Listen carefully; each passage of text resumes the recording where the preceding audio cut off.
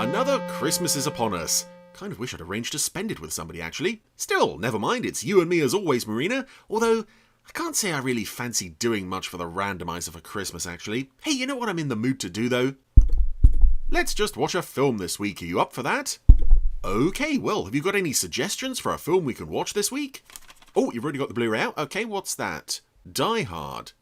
Yes, a couple of points there, Marina. Firstly, I've never actually seen Die Hard, but secondly, I know there's a bit of a debate around the issue of whether or not it actually is a Christmas film. And third, you know, it's the Jerry Anderson podcast. It kind of really needs to be a Jerry Anderson movie, I'm afraid. So, no Die Hard for you, no Muppet Christmas Carol for me. We've got to pick a Jerry Anderson movie to watch over the festive period, and, let's see what we've got here. Crossroads to Crime? Do you fancy Crossroads to Crime this Christmas? No? Well, can't say I blame you. How about, Thunderbird 6? No Thunderbird 6, eh? Well, that only really leaves one last film on our shelf here. Are you happy with this one? Okay, well, as our Christmas special for the randomizer this week and next week, we will be watching Doppelgänger, aka Journey to the Far Side of the Sun. Oh yes, Marina, and then we can watch Die Hard afterwards. I must say I'm a bit surprised that that's one of your favourite films. So, welcome to the randomizer, if you will. Doppelgänger, aka Journey to the Far Side of the Sun, aka the last Jerry and Sylvia Anderson film. And we open with a lovely shot of this Eurosec base in Portugal.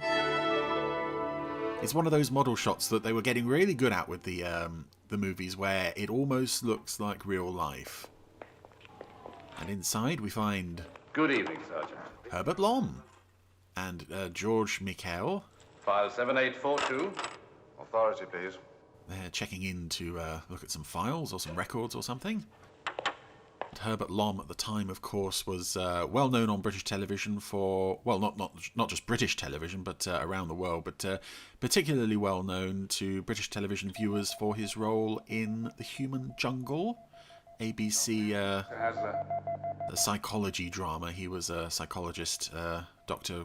Corder, I think. That's a nice shot. Sorry, Sergeant.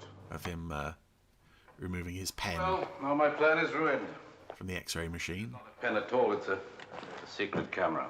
Well, better luck next time, Doctor. Oh. See, he's joking about the fact that he could have taken a secret camera. He's not going to take a secret camera in there. Not, oh, this is Dr. Hassler, isn't it? And I keep going to call him Dr. Corder because of The Human Jungle. The other guy checks out clear. Heading into Vault 9. And this is quite an elaborate set for a room we'll never see again, with characters that we're not really going to see much of throughout the movie. It's an odd place to start the film, but it does set up a rather effective reveal regarding old Herbert Lom here. Now, we shall see. What shall we see? Well, he's studying all these papers very closely. Lots of numbers for Operation Sun Probe. That is... It's fun to see that in this film, because it's a name that you associate so much with Thunderbirds. It would be like, I don't know, if they were doing a Project Cloudbase or something. It's just, it's so unique to that series, but here it is. My mistake. You were right. Top secret information on Operation Sun Probe, which presumably went better in this universe than it did in the Thunderbirds universe.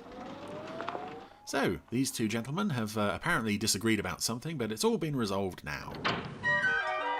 But was this part of some secret plot? Because Herbert Lom is now in his dark room, taking off his dark jacket to do dark deeds. Firstly, pulling out his eyeball, and even though it's... I hate eyeball-related stuff in films, but thankfully this isn't too gory. In fact, it's not gory at all, because the eye is very clean. It's just... oh, the horrible idea that he had that eye, his real eye, surgically removed to make way for this camera. With, of course, film inside of what he was looking at in Vault 9. And now we're going to see the whole process of the development of film. Again, it's an odd choice to open your film with film developing sequence. But again, it's suitably dramatic. I think Barry Gray's music is doing a lot to lift it here. I think in sequences like this, you can just sort of let Barry take over, and I'm sure with any other composer this would probably have been deathly dull. But this music is just gorgeous. The whole score for this film is gorgeous. This is a very nice looking and sounding film all the way along, and the score is just one of the many things I'm going to rave about, because, well, this is my only chance this week and next week, and my only chance to talk about Doppelgänger, so I don't want to miss a thing. Got lots to cover here. And of course, he can attach the eye to a projector and give himself a little show. Look at all that top secret information in more detail. And, signed Jason Webb. Oh, sorts of secret plans. And, we go from the flashing of the eye into the flashing of the opening titles, which I'm not going to talk over because I need to save time by not playing the music, and also I want to listen to the music. Okay, I have to talk a little bit over the opening titles. This music is gorgeous, but also I think the visuals here are aping a lot from Joe 90, the opening titles of Joe 90, just lots of computer activity. Again, this is, I think, in some way related to the plot, but mostly it's just something nice and pretty to look at. And again, we have this teletype printer being used here, which again would be part of the opening titles of UFO. And I like how prominently as well Jerry and Sylvia's names are being presented there. It's nice. For the last time on the big screen. Yeah, that's a little premature, isn't it? You haven't won yet. You want to bet? Yeah. 3,000 million pounds. And that's the introduction to two of our three main characters. Everything's fine. Although really, despite the fact that depending on what version of the film you watch, either Roy Thinnis or Ian Hendry get top billing, I think, and I've always felt, this is Patrick Wymark's film, and he just steals every scene he's in. Sure. He's only got 100 yards to walk. And Patrick Wymark is one of those things I'm going to be talking about extensively during the course of this randomizer, because I'll let you in on a little secret. I think he's absolutely marvellous. And he's holding a meeting. Gentlemen, please. With all sorts of representatives of the international scene. This is a momentous occasion for our organization. Sun Probe 1 was an unqualified success. We had some... Said no one in the Thunderbirds universe. This meeting is called to consider one single result, startling in its implications. Dr. John Kane. And all of these people that they're talking to in various locations around the world, they're clearly just... I think they're actually sat on the set for real with just a screen between them and the Wymark and Hendry in the other room. Set to take one picture a minute for the duration of the flight. Roll the film, please. The far side of the sun, over 100 million miles from Earth. Let's go on a journey there. The eyes of radio telescopes by the sun itself. Now, at this point in the flight, a strange thing happened. The gyro mechanisms aboard were influenced by another magnetic field. Now, if you watch your screens carefully, you'll see that the capsule's cine camera was panned off the sun towards the force that was attracting it. That force, gentlemen, was the gravitational pull of another planet. Oh, there it is. I'm going to hold the film here to show you the first complete photographic evidence of a new planet. A new planet in our solar system. Doesn't look much like Earth from a distance, which is surprising. But of course it can't be to give a sense of mystery to the first half of the film. Instruments aboard the capsule report that it is in the same orbit as Earth, but directly on the opposite side of the sun. Orbital speed, precisely the same as ours, is the reason it has remained undetected. What information do we have from the other systems on board? Not enough. Which brings me to the purpose of this meeting. Money. Yes, lots of money. Right, so Patrick Wymark, and the reason he is in this film. Lisa, book me a scramble satellite call to NASA headquarters. There's Ed Bishop. We like Ed Bishop. It's already in hand, David. How come? Instruction from Jason Webb. Thanks. Yes, Patrick Wymark was at this time most famous for, again, he was a very familiar face in British film and television at the time, but he was most famous for playing the role of Sir John Wilder in, firstly, the series The Plane Makers, which was about an aircraft manufacturing plant, and then the boardroom drama The Power Game. And you know what? This is my Christmas present to you.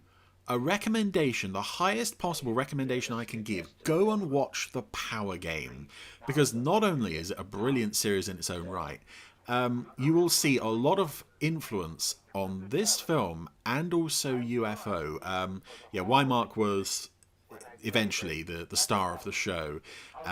John Wilder was this scheming, plotting, ruthless, much like Jason Webb here is in this film. And it's just a masterpiece of a character. I'm only too glad to agree with them. This relatively small man strutting around offices yelling at people. America's our only hope. Hatching plots and counterplots to plots that hadn't been hatched yet. And oh, it's just so good. And I know that Jerry and Sylvia were fans of the show. So that's why he's here. That's why you see a lot of kind of human drama subplots that really go nowhere in this film, because you can't really, you can have running threads in a television series, you can't really have them in a film and have them You're gonna sit there go all that and far. watch me take a man for $1 billion. The words of an egotistical megalomaniac. Maniac. I'll have you know I played Sir John Wilder for 6 years. When one of your rockets blows up on the pad.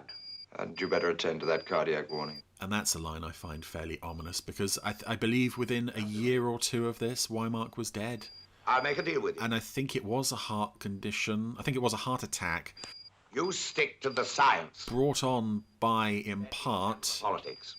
an awful lot of drink. Stick to the science if you handle the politics. And speaking of a lot of drink, we have, I don't want to go into too much of that, but both Patrick Wymark and Ian Hendry, quite fond of the old booze. And Ian Hendry, I find, is an actor who he's either really great to watch, or there are times when he just can't be bothered, or he's a bit distracted, or he looks kind of ill. In this film, Straight. I think he's really trying to get to grips with the material. I don't think he quite Here a sec. fits a sci-fi-ish setting. Okay, Jason, it's no go. Also, although he is one of the stars of the film, he's not really as prominent as the character could be. In our own solar system. He works better as a leading man than a sort of supporting character, which is really what he plays here. We ask our friends for a few dollars. And it's no go. $1 billion, Jason. Cheap at twice the price. You sure about this? Yes, give it to Jason tonight. But I suppose it's not his fault that Patrick Wymark is just acting everybody else off the screen and chewing the scenery left and right. You wouldn't want anybody else to get there first, would you? And going back to The Power Game and The Plane Makers, it's also worth a look, not only for how it influences this film and UFO, but also you see a lot of actors from that show turn up here and in UFO.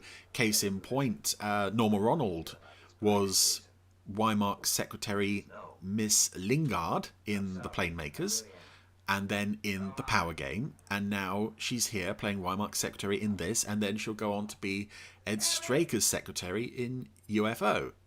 So we just look at her and think, oh yeah, Miss Eland UFO. But no, it started with The Plane Makers. Tell Newman and Lisa I want to see them at 7:30. Yes, Mr. Webb. And also several other actors from The Plane Makers and The Power Game that are in this film are George Sewell and Philip Maddock, among many, many others. So yeah, it's the last time I'll mention The Power Game. Just go and watch The Power Game. That's my Christmas present to you, that recommendation. Even though you didn't get me anything for Christmas. And it's fine, you know. There's still a few days, maybe by the time this goes out, maybe someone will have given me something. But at the moment, all we have is John Kane's resignation letter, which makes Webb very unhappy. And yes, we're on location in Portugal. This is where everybody lives in this film. Eurosec headquarters and launch facilities are in Portugal. And I'm sure it's nothing to do with the fact that the Andersons enjoyed holidaying there. Extensively. We've housed all findings, computer programs, and visual data from Sun Probe 1 in Vault 2. Access? Restricted. Yes, this is Webb now is getting reports from Security Chief Mark Newman, played by George Sewell, and Near certainty of a security leak, we splashed out. Lisa Hartman, who We picked up radio signals again this morning and got a bearing. also, I'm not entirely clear on what her job is before she becomes designated love interest for the film. Transmission. And there are 86,400 seconds in a day. Ah, All right. You made your point. so there you go. Now you know. That access restriction must be widened. To whom? Hassler. Dr. Hassler. You're serving up information on a plate to our prime suspect. Not entirely sure how they got onto the fact that Herbert Lom is Responsibility is this. the security leak. Shows his hand. I don't want an arrest. Ooh. Understood. And again, that's the first signs Understood. in the Anderson universe, something which would be carried on through UFO, is an organisation that really is not accountable to the law and takes their own security into their own hands in very brutal ways. I'm not entirely sure where that idea comes from. And yet it's oddly fitting from this for this the Anderson world, which has generally been quite hopeful and optimistic. Then we get this darkness in with Captain Scarlet, and then we get this kind of thing in this film and UFO. This we can just kill off our operatives if we think they're naughty chaps. And I think there is also a bit of a homage to Psycho through this scene as well. But yeah, Newman has shot Hassler. And he's dead. Very dead. This is cool, though. Oh, and they get... It's amazing. Drop an olive into one glass, drop an olive into another glass, drop Hassler's eye... New planet could be known outside Europe and the States. ...into a glass. And it lands pointing straight at the camera. Shortly be underway by somebody else. Don't panic. It would take some time. Yes, we'd have to check out your information, examine Hassler's body, see the transmissions you monitored, check the manufacturing origins of... They were monitoring transmissions. That's how they found out. After Mr. Polson immediately. And put John Kane in the picture. And here we get a crucial moment in Anderson history. Oh, can I have another look at the photographic equipment? Ed Bishop and George Sewell working together. Does our side have anything like this? We have now. And that moment is apparently ad-libbed on set by those two actors. Give that back to Kane, will you?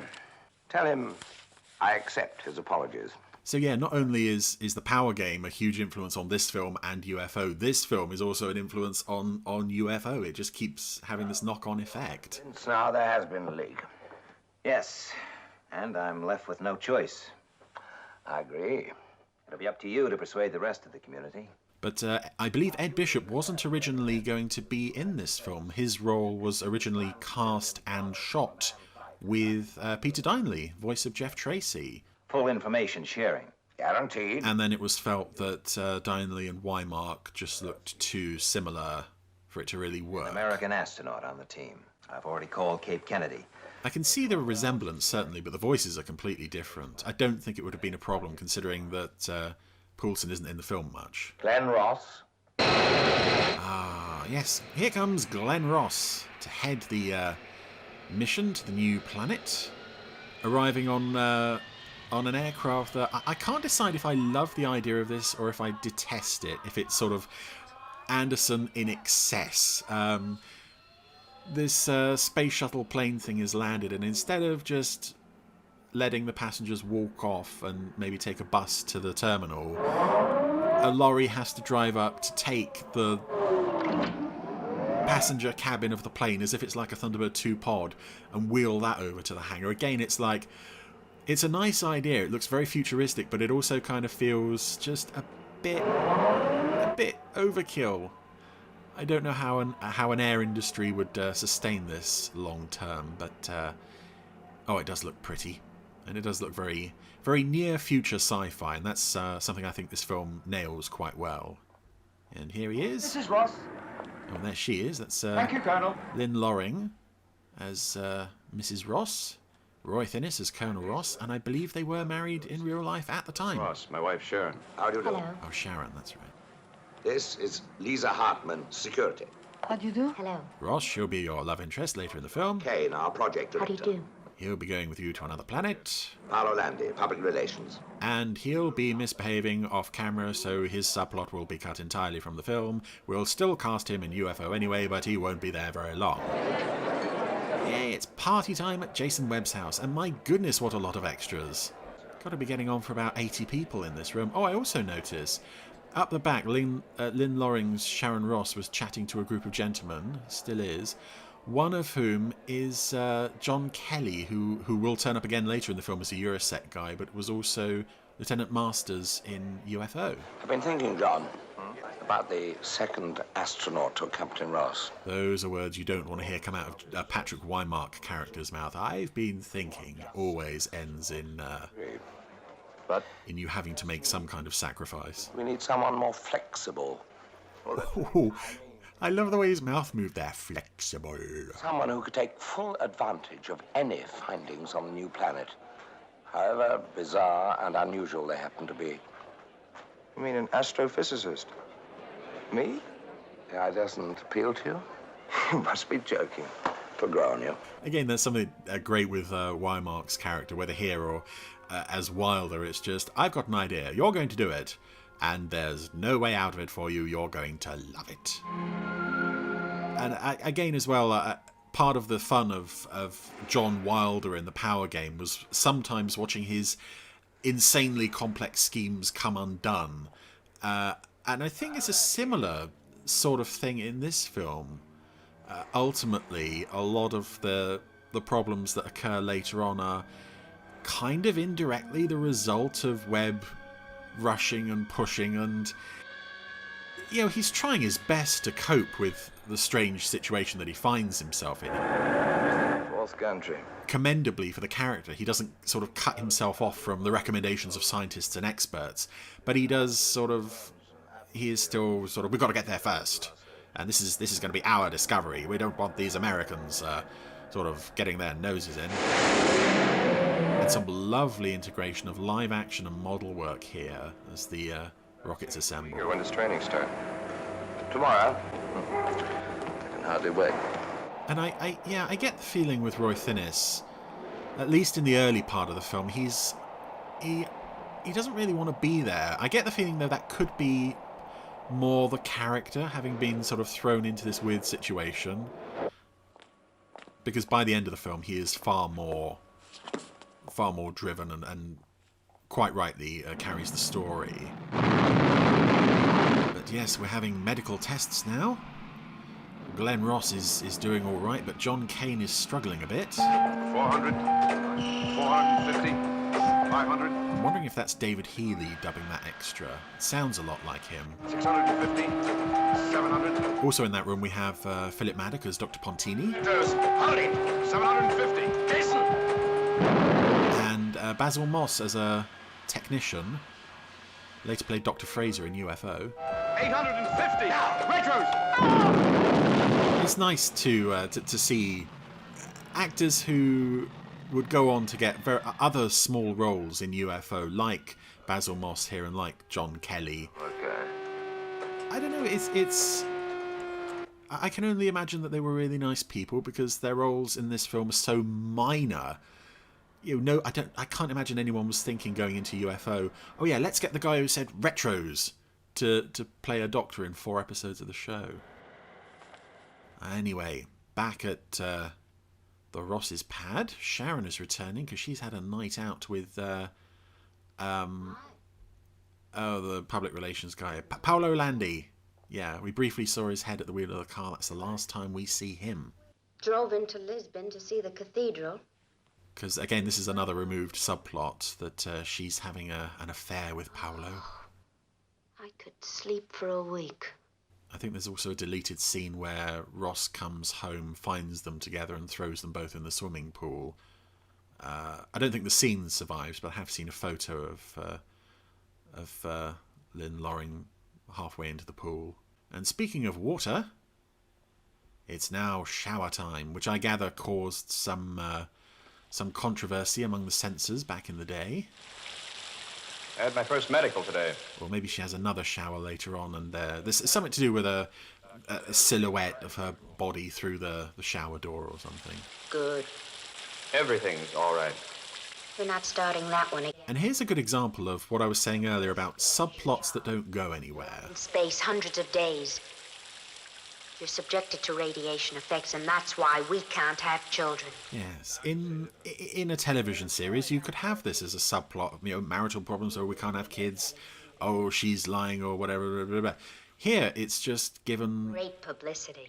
45 seconds, and then it's over. America's top astronaut. Sterile. So really all it does for the film is, hey, look, these miserable people are miserable. Your doctors don't work for politicians, so we know it's not you. For God's sakes, I'm not about to go through this again. The brutal truth of the matter is that you went up there a man, but you came back less than a man. Nobody says that about my sperm. And here it comes. Maybe this is why we're not having kids, huh? Femina oral contraceptive. If you have anything to say, you better say it now. Is that how you prove your virility? Oh dear, not good. Yeah, again, I think this is the Andersons trying for the kind of thing they've seen in the Power game and not really quite getting how or why it works. They know they've got to have some kind of sort of marital strife drama, but they don't quite know how to integrate it into a film particularly. A way of attracting your attention. Certainly that kind of thing works much better in UFO. Again, that's only really 2 episodes, Question of Priorities and Confetti Check A-OK, but it's so much more believable there, because really it was just like, that's the one scene where their marital problems, well, specifically the baby having problems, get mentioned. That's tough enough for me, but it's hell for John. It's a crash course in space preparation. Anyway, Ross and Lisa are now at, well, Harlington Straker Studios. We recognise this lobby, don't we? I know why Jason wants to see you. And they're both wearing costumes that would later turn up in UFO as well. It's basically... I don't think anything was wasted after this film. Well, we'll see about that. Costumes, locations, actors, props, models, it's all in there. Thanks for the warning. Even music. I'm forwarding the launching date 4 weeks. You're pushing too hard, Jason. I know more about human nature than anybody else at Eurosec. That's why I'm in this office. Wearing this tuxedo for some reason that I don't have to explain to you in this scene. I am informing you officially that the launching date will be brought forward 2 weeks. Ah. Okay. 2 weeks. Yeah, he's happy with that. Again, it's another sort of slightly... I'm going to keep mentioning the Power game because it's Patrick Wymark and it's the reason why he's here. But again, it comes to...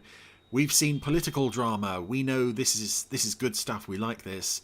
How do we make it work within the show? Or just mention off-screen budgetary troubles.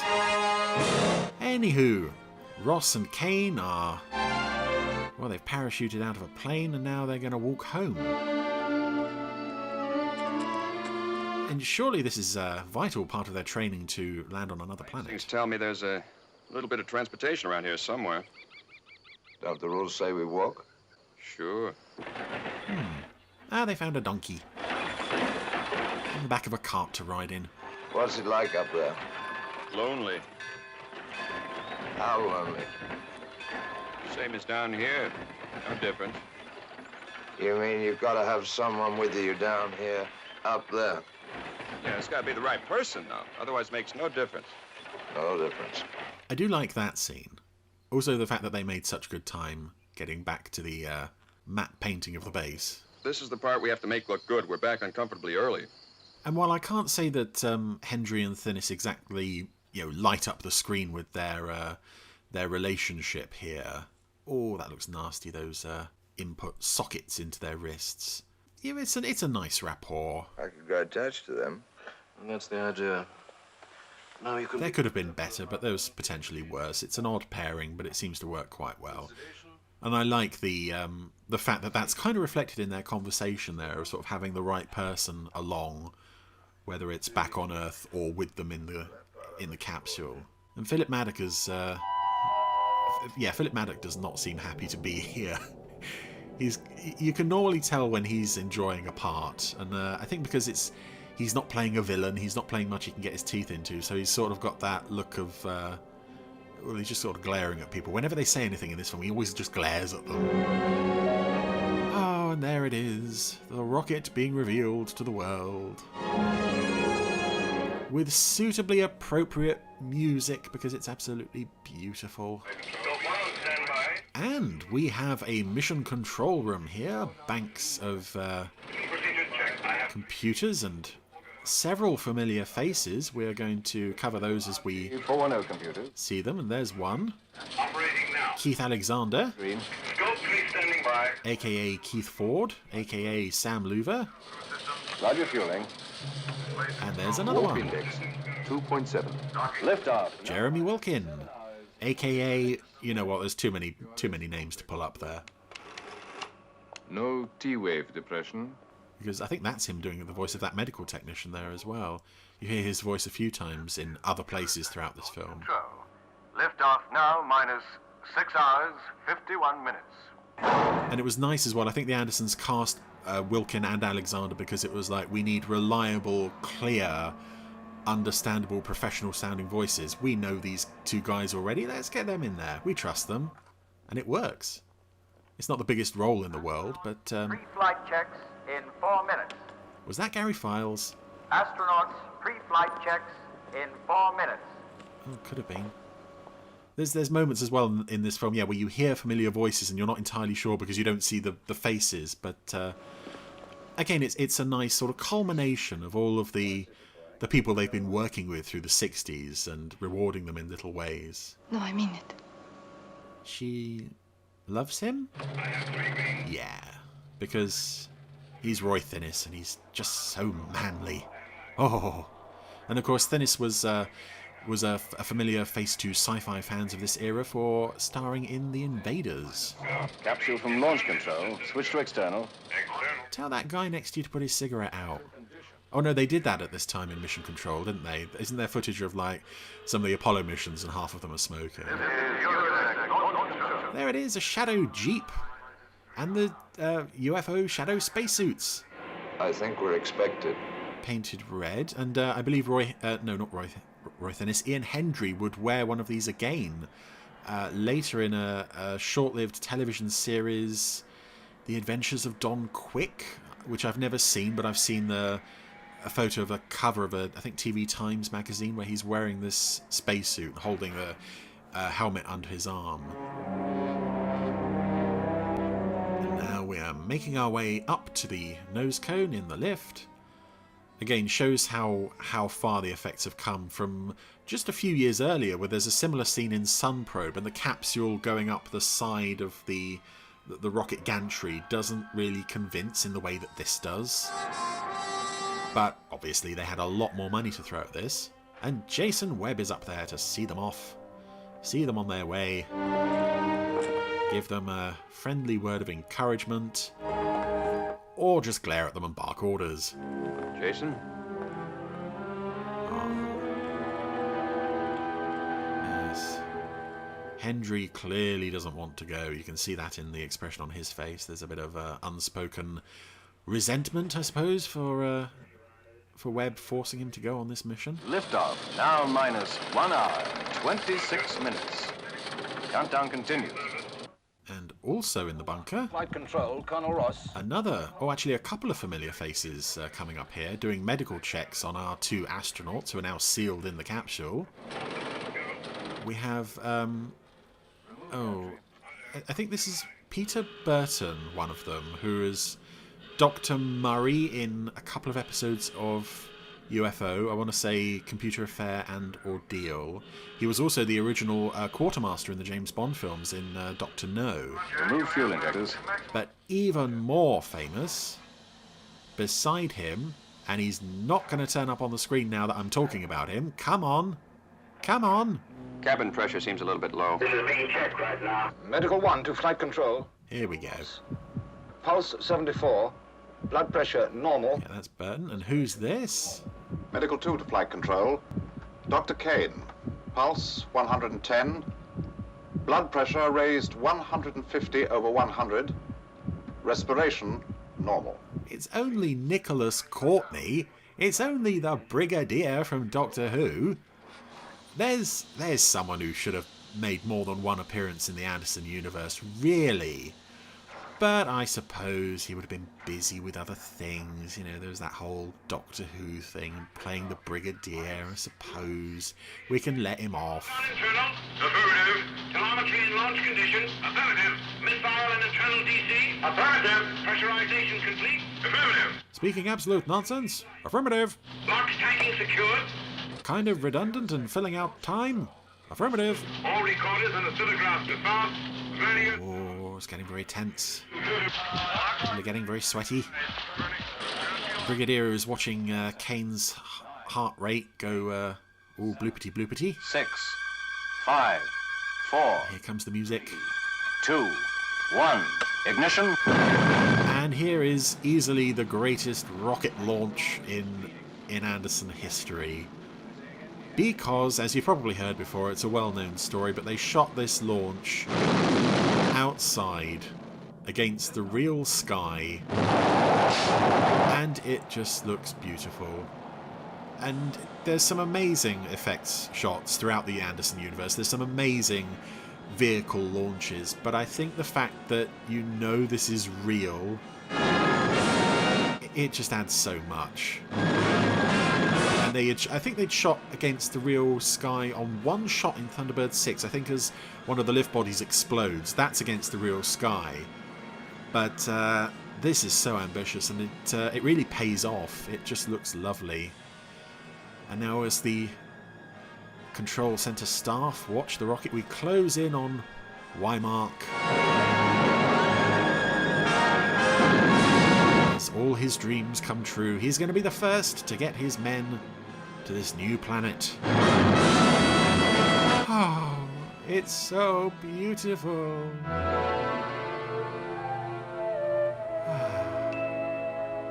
Oh, I feel quite emotional. Hello? Movie? Is it broken? What? Oh, right, okay. That was a long... Sorry, I was starting to get worried there. I thought something had broken. Yeah, that was the long hold on Black.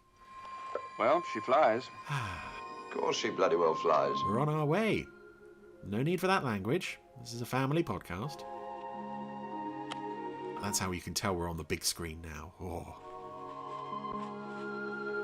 You wouldn't hear Joe 90 saying something like that. And here it comes, the lovely Sleeping Astronauts theme. Again, heard in UFO, but composed for this film and far better associated with this film, as they... oh, this is something I hate. This makes me a bit squeamish as well. They've got these little ports on their wrists, 2 ports on each wrists to plug life support equipment into, and the computer, it seems to be working their blood for them. Their blood just flows out of their bodies and into the computer. It's a bit gross. I think Thinis has got his wires tangled there. That's probably not safe. Anyway, as they settle down for bed, this is where we will leave Doppelgänger for this week. But we shall be back next week for the second half of Doppelgänger, aka Journey to the Far Side of the Sun. Even though I'm watching Journey to the Far Side of the Sun because that's the only cut that's available on Blu-ray. But hey ho. See you all next week. Sleep tight, boys. See you in 3 weeks. Let's hope the alarm clock goes off. I'd better. You made it.